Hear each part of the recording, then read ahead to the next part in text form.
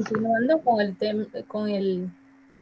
tema anterior, que eran las disoluciones, hoy vamos a ampliar en los últimos términos que quedamos, que era eso sobre la solubilidad, sobre una solución diluida y una solución concentrada y demás, para terminar y poder desarrollar el ejercicio teórico o la práctica teórica o el taller teórico. Vamos a llamarlo así mejor, el taller teórico que está en la plataforma. El taller teórico consta de algunas preguntitas donde ustedes van a aplicar el conocimiento. O sea, no es nada textual, nada textual.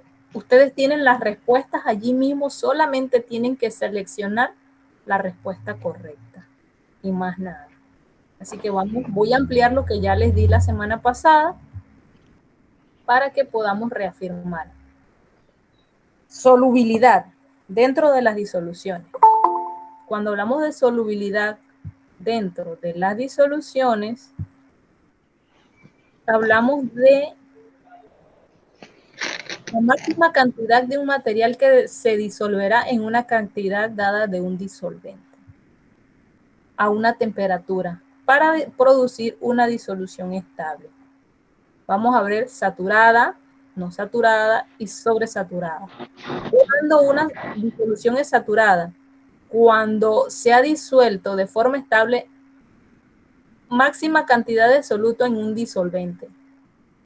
La concentración del soluto en ese momento es igual a la solubilidad del soluto. Bien, miren chicos, cuando yo me doy cuenta que una solución está saturada, cuando yo agrego una cucharada de azúcar al café y lo revuelvo, ¿qué pasa? Se pone dulce. Ok, sí, pero visiblemente, ¿qué pasa? Se disuelve Disuelve.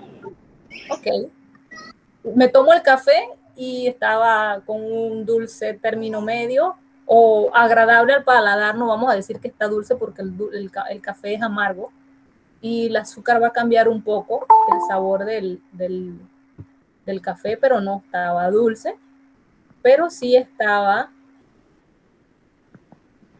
un poco menos amargo. Bien, ahora pensemos esto. Y si yo le echo 3 cucharadas de azúcar en vez de una, ¿qué pasa? Va a estar saturado. No vamos a hablar ahora de sabor, vamos a ver visualmente. Fui a la casa de mi vecina y el café estaba más dulce porque le añadió 3 cucharadas de azúcar para mi gusto, porque habrá personas que les gusta así. Y cuando me tomé el café, en la taza, ¿qué pasó? La concentración. Sí, pero ¿qué pasó cuando me tomé el café? ¿Qué pasó? ¿Qué quedó en la taza? Azúcar. Al final de la Demasiado azúcar. Correcto. Entonces, miren, demasiada azúcar. Pero si le añadí 1, no me quedó nada. O sea que el disolvente era el café. Silencien los micrófonos, por favor. Gracias. El disolvente que era el café disolvió al soluto de manera equilibrada. Cuando silencien, por favor. Gracias. Oye.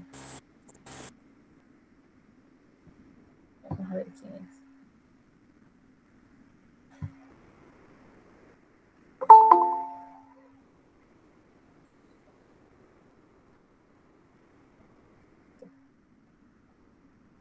Cuando una disolución no presenta una fase abajo o visible, es una disolución saturada, es decir, que está en equilibrio, soluto y disolvente en equilibrio.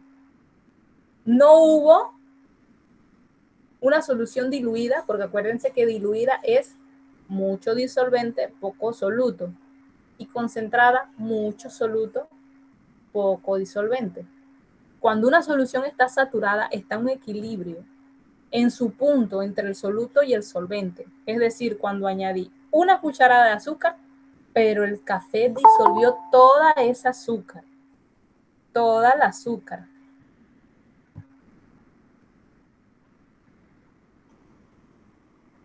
regreso. Entonces, saturada cuando hay equilibrio. A ver, ¿cuándo es una disolución no saturada? Cuando el soluto es menor. O sea, que en el caso que agarré una tacita de café y le añadí media cucharadita de azúcar no saturada. Apenas no le hizo nada al café. Sigue igual de amargo, ¿verdad? Porque con media cucharadita no va a servir ni va a cambiar de sabor. No saturada, poco soluto. Y sobresaturada, cuando el soluto es mucho. Fue cuando le añadí las 3 cucharadas de azúcar que el café se endulzó hasta donde él pudo. Y por eso el exceso del azúcar se fue al fondo. Entonces, aquí es donde yo les voy a preguntar algo lógico para que no se me pierdan. ¿Qué hay más en el mar? ¿Agua o arena y sal? ¿Qué hay más? Agua. Sal. Sal. Y es una disolución saturada en sal. En sal. Porque si no, la No sal tuviera el agua salada. es correcto, fuésemos agua dulce, y eso fuese una maravilla, imagínense. Ahorita no estaríamos ni ustedes ni yo preocupada por la vida de nuestro ancestro, porque va a haber agua para todas las generaciones. Entonces hay más sal que agua. Solución sobresaturada en sal. Muy bien, muy bien, muy bien. Vamos a ver. Ya que vimos esta parte, voy a regresar a las primeras. Están aquí arriba, porque quiero ver la parte de mezclas. Bien, en la clase anterior también estuvimos viendo ese concepto de mezclas, ¿verdad? Y le hablé de las mezclas homogéneas, que son lo que llamamos disolución. En donde en una disolución que está formada por un soluto, que puede ser en estado sólido, líquido, gas, es lo que se disuelve y se dispersa en pequeñas partículas en el disolvente, que generalmente es líquido, para dar, ¿cómo se dice? Para dar en un sentido al final una disolución, dando lugar a una mezcla homogénea. Entonces, también en la clase anterior vimos ese concepto de mezclas heterogéneas, que las mezclas heterogéneas no son disoluciones, son suspensiones, porque visiblemente podemos observar diferencias de partículas. En la clase anterior yo les dije un ejemplo de una mezcla heterogénea es una ensalada de fruta, porque yo veo la pera, porque yo veo la uva, yo veo la manzana, yo veo el guineo o la banana, y yo veo la papaya. Es una mezcla heterogénea. Y cuando hablamos de los coloides, el tamaño de las partículas es intermedio entre una disolución y una suspensión. O sea que un coloide es una mezcla homogénea con una mezcla heterogénea. Las partículas son suficientemente grandes para que aunque no se dispersen en la luz, no son visibles, pero son suficientemente pequeñas para que no se depositen con facilidad. Algunas sustancias tienen moléculas tan grandes que forman solamente coloides. Vamos a ver las definiciones de esas cosas que vimos antes. Vamos a ver. Disolución, una mezcla homogénea de 2 o más sustancias donde se observa una sola fase. Al final observo una fase. Los componentes de una disolución, que es esta, un disolvente y un soluto. Disolvente, soluto. El disolvente se observa que siempre va a estar en mayor proporción y el soluto en menor proporción. Vamos a ver. La clasificación de las disoluciones, pues van a depender de la naturaleza de la fase. Conocemos los estados de la materia: sólido, líquido y gaseoso. Y también se puede decir que también puede ser dependiendo de los componentes. Las disoluciones siempre van a ser formadas por dos o más compuestos. Siempre se parte de dos. Una disolución nunca va a tener un solo compuesto. Binaria, donde son dos; ternaria, donde son tres; cuaternaria, donde son cuatro compuestos. Vamos a ver las disoluciones líquidas ahora. Dependiendo de quién sea el disolvente. El disolvente puede ser acuoso cuando se trata de agua y no acuoso. Generalmente, el disolvente universal es el agua, generalmente, pero existirán soluciones o disoluciones donde no necesariamente el disolvente tiene que ser agua. Así que cuando no tratamos con agua, hablamos de que estamos tratando con un disolvente no acuoso. Y dependiendo del soluto, el soluto puede estar en estado sólido, líquido y gaseoso. Y dependiendo de la naturaleza del soluto, pueden haber soluciones electrolíticas y no electrolíticas. ¿Cuándo es electrolítica? Cuando el soluto se disocia en iones. Por ejemplo, las sales que conducen corriente eléctrica. Y no electrolíticas cuando el soluto no se disocia en iones. Por ejemplo, el azúcar.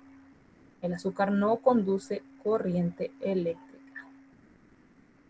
Más o menos este cuadro presenta ejemplos o tipos de disoluciones cuando se trata o explica, mejor dicho, teniendo X soluto y X disolvente, y un ejemplo. Las disoluciones gaseosas, teniendo como soluto el gas y del disolvente un gas, por ejemplo, el aire. ¿El aire de qué está compuesto?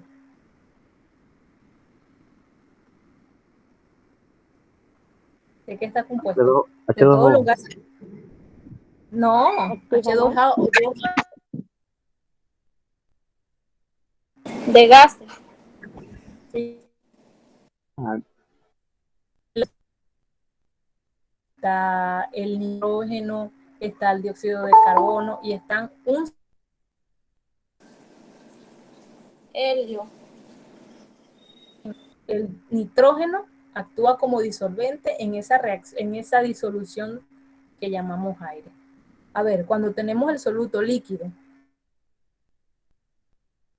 gas, un ejemplo son las gotas presentes en un sistema coloidal.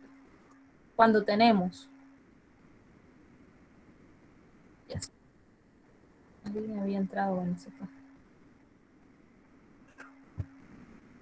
Cuando tenemos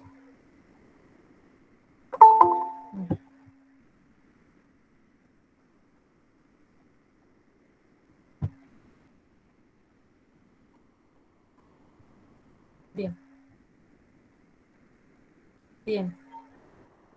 Ahora, cuando hablamos de disoluciones líquidas, cuando tenemos el soluto gas y el disolvente líquido, hablamos, por ejemplo, de una solución gaseosa, como también puede ser el ácido clorhídrico y como también puede ser amoníaco en agua. Cuando tenemos como soluto un líquido y como disolvente un líquido, hablamos de una disolución como alcohol en agua o gasolina. Y cuando tenemos como soluto un sólido y un disolvente líquido, la sal en el agua. Ahora vamos a hablar de disoluciones sólidas. Cuando el soluto es un gas y el disolvente es un sólido, aleación del hidrógeno en paladio, es el ejemplo. Cuando tenemos como soluto un líquido, y ya sabemos que el disolvente va a ser sólido en todo, benceno en caucho, y cuando tenemos, por ejemplo, sólido y sólido, puras aleaciones metálicas. Bien. ¿Existe alguna forma mediante números de saber qué tal concentrada es una solución o qué tan diluida es una disolución. A esa expresión los químicos lo reconocemos o la conocemos como formas de expresar concentración. Concentración. La concentración, ya les dije, que es el grado o el grado de dilución de una disolución. Cuando ver la pureza o el grado de dilución. Bien, voy a darles teóricamente nada más esto porque para las próximas clases lo vamos a dar ya con cálculo. Esta es como la introducción a lo que sigue.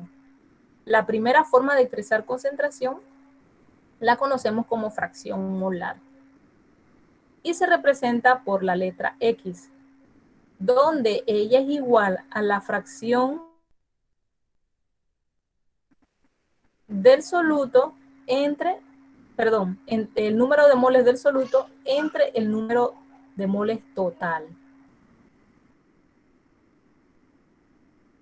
Que esto es meramente teórico, después lo vamos a ver con números y explicado, detallado paso a paso. Ahorita nada más les estoy dando la sumatoria de la fracción molar del soluto más el fracción del molar del solvente es igual a de I y es adimensional, donde 0 es mucho menor o igual que la menor o igual de la fracción molar del soluto y del solvente, tiene que ser igual a 1.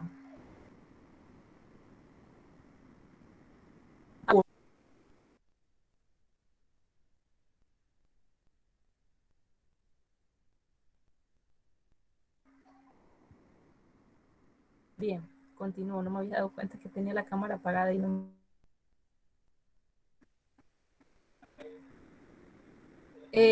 Ahora vamos a hablar de la molalidad. La molalidad es otra forma de concentración y viene descrita por la letra M minúscula, donde ella es igual al número de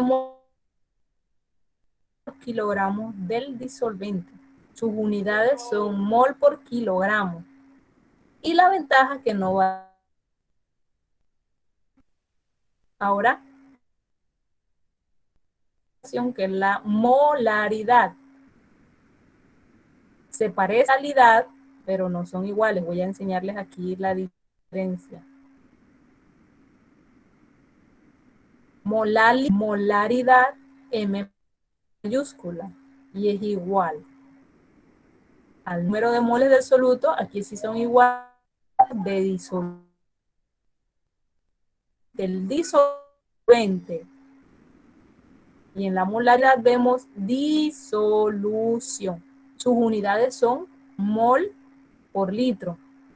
Su desventaja es pura y la ventaja que es fácil para medir porque solamente vemos el volumen de la disolución total. Molaridad M mayúscula, molaridad, moles de soluto entre kilogramos de soluto entre litros de disolución. Cambia nada más la parte de abajo de la división. Ahora vamos a hablar de la normalidad, que son los equivalentes del soluto entre litros de disolución. Esta es una de las formas que a mí más me gusta usar porque es mucho más sencilla. En la normalidad solamente tenemos que considerar dos tipos de disolución. Si es un ácido y si es una base. Y los números equivalentes vienen dados por la cantidad presente en el ácido, de hidrógenos en el ácido, o la cantidad de hidrógenos presentes en la base. Es muy fácil de calcular. Sus unidades son equivalentes y se expresa como normal. Su desventaja es que depende de la reacción. Dice, uso no se recomienda, porque suele ser algo muy fácil, ya les dije. Nada más tenemos que observar cuántos hidrógenos están presentes en la fórmula química y con eso lo podemos determinar.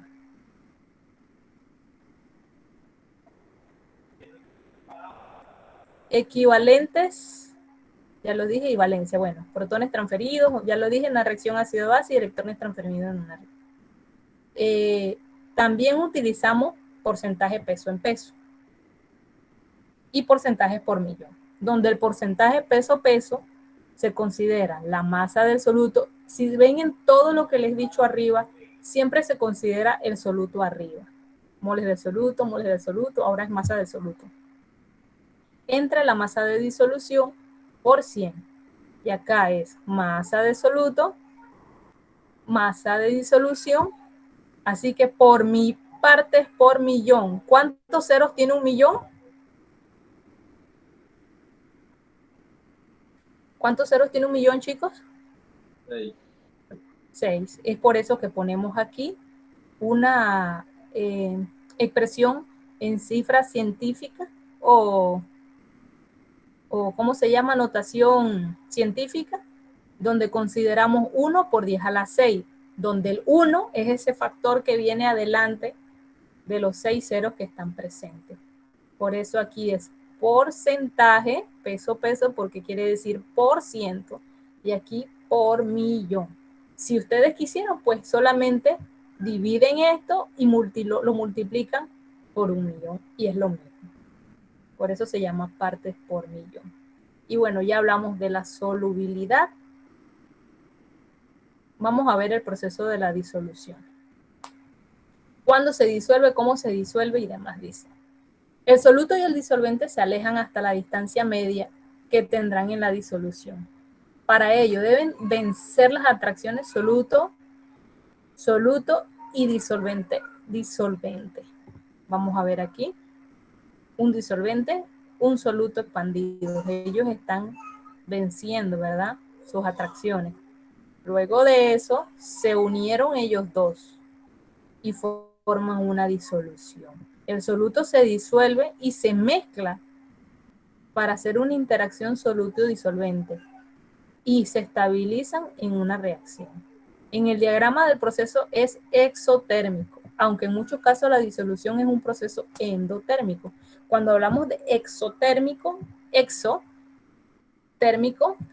quiere decir que está liberando calor. Exo, mandándolo afuera. Térmico, temperatura. Mandando temperatura afuera de la disolución. Y endotérmico es cuando está absorbiendo. ¿Por qué dice que regularmente una disolución es endotérmica?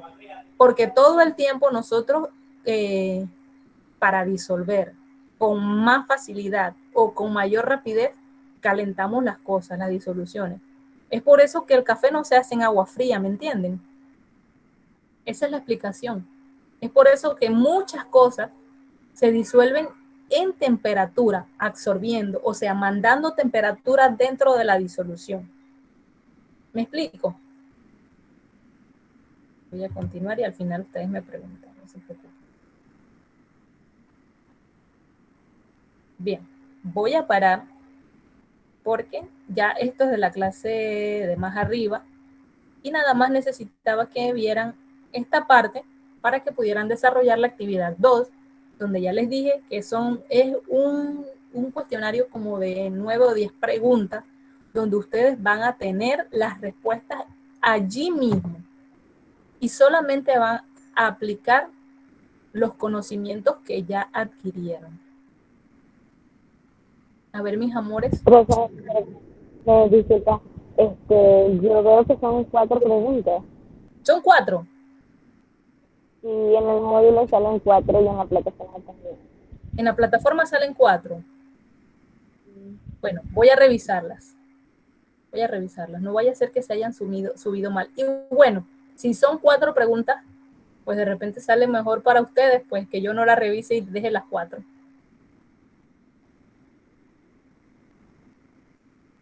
¿Verdad? para que sea menos. Chicos, estoy hablando con ustedes. Sí, pero estoy revisando, por eso no dijiste.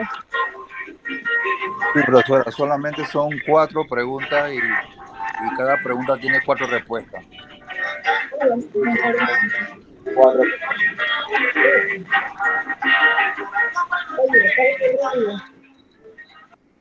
Sí, profe, ya revisé, son 4 preguntas y tienen, como dijo el compañero, 4 respuestas cada una. Perfecto. Entonces ustedes tienen que escoger la respuesta que corresponde a las preguntas, pero ya vieron que no es nada teórico. Son conceptos, todo es conceptos aprendidos.